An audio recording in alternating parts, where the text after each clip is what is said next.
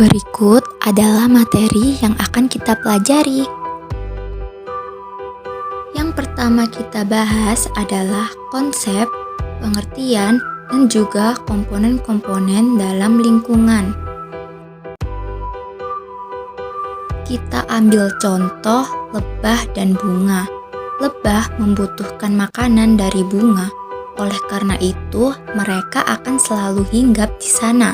Dalam prosesnya, secara tidak sengaja, lebah akan membantu tumbuhan tersebut untuk menyebarkan benang sari dari bunga satu ke bunga yang lain untuk berkembang biak. Dari contoh tersebut, nampak jelas bahwa dalam lingkungannya setiap makhluk hidup tidak akan bisa hidup sendiri, tetapi bergantung pada makhluk hidup lain dan sumber daya alam. Kalian tahu nggak sih apa itu lingkungan? Mari kita simak. Berikut adalah pemaparan mengenai interaksi makhluk hidup dengan lingkungannya.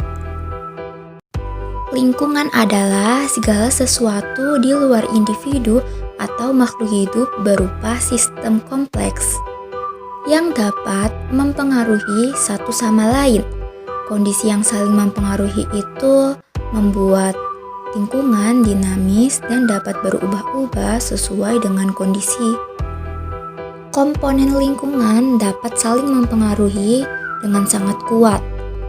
Ada kalanya kualitas lingkungan dapat berubah menjadi buruk. Itu disebabkan oleh ulah makhluk hidup yang berada dalam lingkungan itu.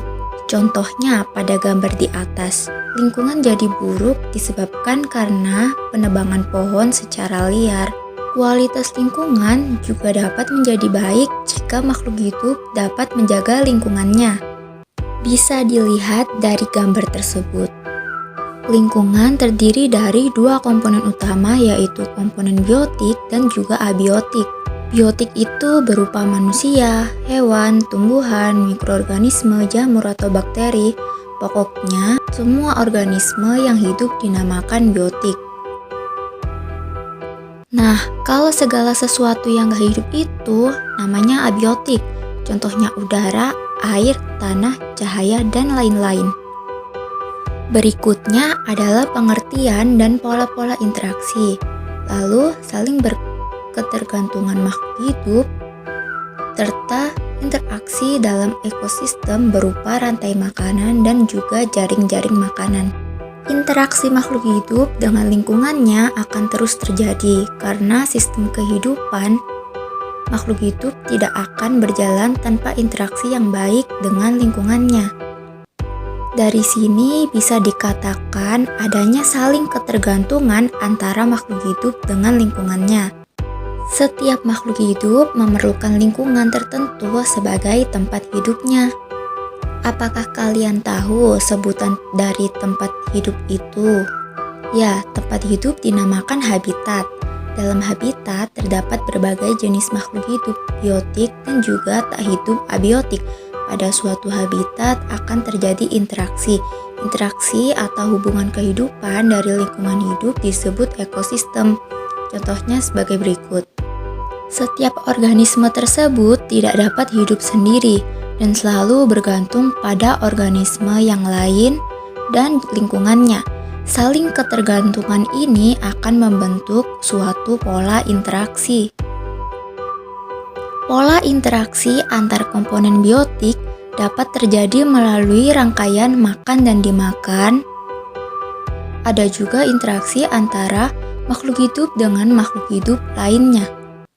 Nah, interaksi melalui serangkaian peristiwa makan dan dimakan ada 3, yaitu rantai makanan yang dibagi menjadi 2, detritus dan perumput. Kemudian ada jaring-jaring makanan dan piramida. Rantai makanan dibagi menjadi 2, yaitu detritus dan perumput. Rantai makanan adalah proses perpindahan energi melalui peristiwa makan dan dimakan. Jadi gini, cahaya matahari adalah energi. Tumbuhan hijau untuk menghasilkan karbohidrat memanfaatkan cahaya. Jika tumbuhan hijau dimakan herbivora, yaitu hewan pemakan tumbuhan, maka zat makanan dalam tumbuhan hijau berpindah ke tubuh herbivora. Kemudian herbivora dimakan karnivora, dan begitu seterusnya hingga puncak, yaitu dekomposer atau bakteri. Contoh rantai makanan detritus seperti ini, dimulai dari bangkai. Jadi detritus itu diawali dari sesuatu yang udah hancur atau mati berupa kotoran hewan, daun, ranting yang gugur, diuraikan oleh bakteri atau jamur seperti contoh di bawah. Rantai makanan perumput diawali dari tumbuhan. Pokoknya yang biasa kita lihat di buku-buku. Sekarang jaring-jaring makanan. Jaring-jaring makanan adalah sekumpulan dari rantai makanan. Ada yang disebut piramida makanan, yaitu gambaran piramida yang tersusun dari produsen, konsumen 1, konsumen 2, sampai konsumen puncak.